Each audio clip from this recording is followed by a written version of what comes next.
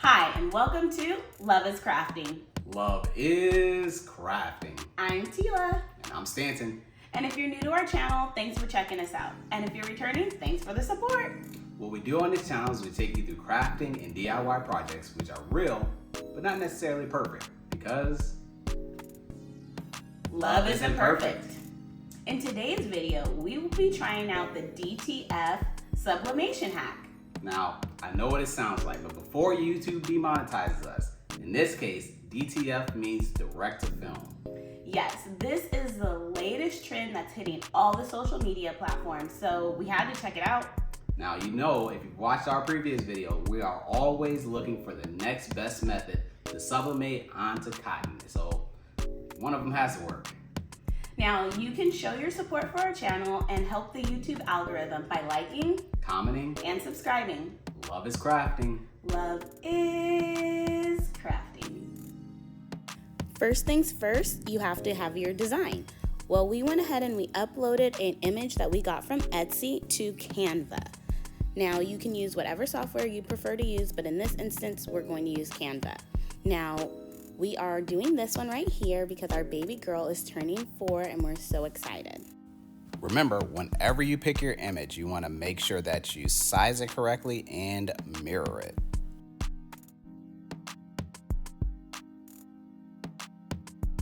We haven't taken the time to figure out how to print directly from Canva, and I don't know if we ever will, but what we do is we just save it and then we print from our photos.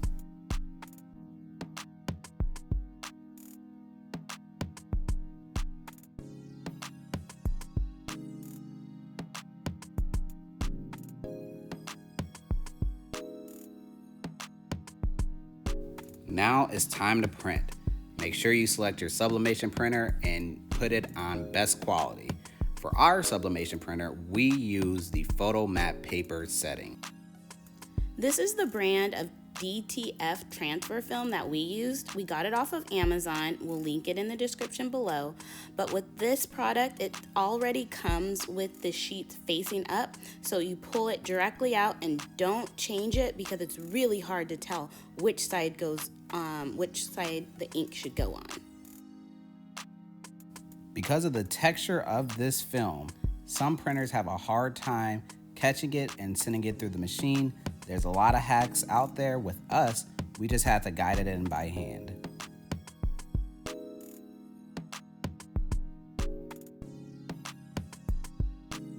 So it printed, but this image is not the colors that it was supposed to be.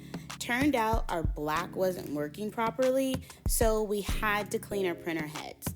We did a whole tutorial on how to check your sublimation settings, and we'll link that below as well. So we went through the process of cleaning the printer heads, and now we had to just retry and hope it worked.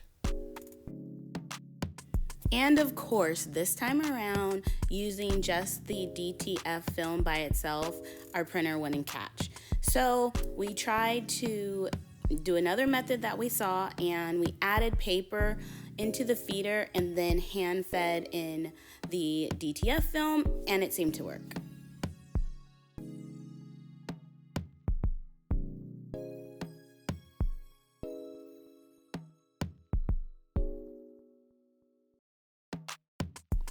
After the film comes out of the printer, then you add this DTF powder. Make sure you do this quickly because the ink still has to be wet in order to catch onto the ink. What doesn't stick to the paper can be reused, so please put something underneath during this process so you can pour all that extra powder back into the case because you can reuse it.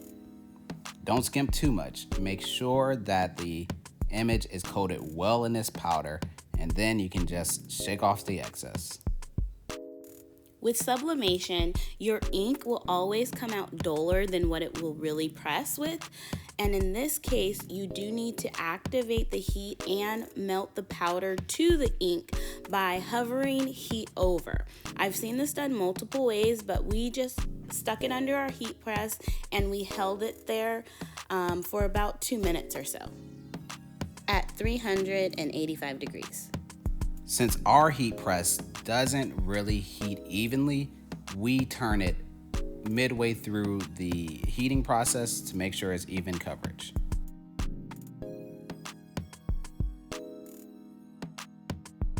Just look how pretty that looks once the heat activates it. As you can see that this is a 100% cotton shirt, and prepping it is the same like every other method.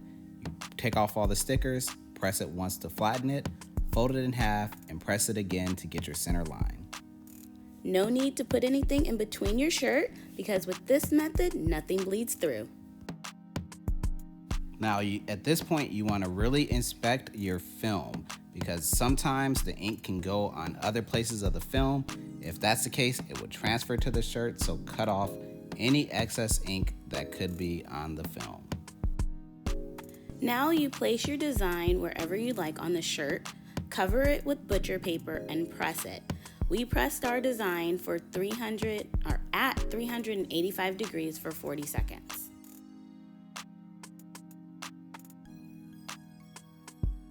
After it was done pressing, this is how it looks.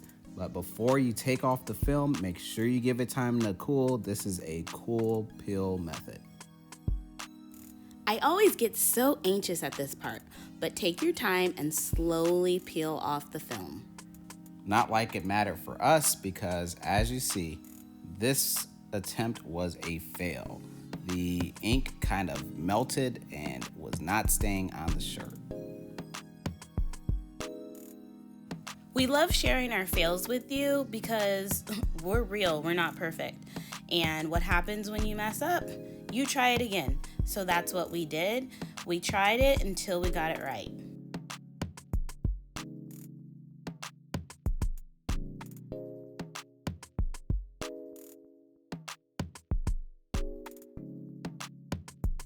To make this attempt a success, we tried a couple of things. First, we taped down the shirt. We also reduced the heat down to 375 degrees. And since our heat press does not distribute heat evenly, we also turned it during the press. We also realized for this to be a success, we had to make sure the heat press was applying lots of pressure. And the final thing is make sure that you are waiting. This is cold peel for real wait. Yes, be patient, and you guys know patience is not my virtue. It was so hard, but believe me, you'll thank yourself for it. I absolutely love how this turned out, and I'm hoping that it holds up to the wash very well, but this might be our new go-to. Yes, I know how normal processes you still feels like it's vinyl. This is completely different. It is on this shirt.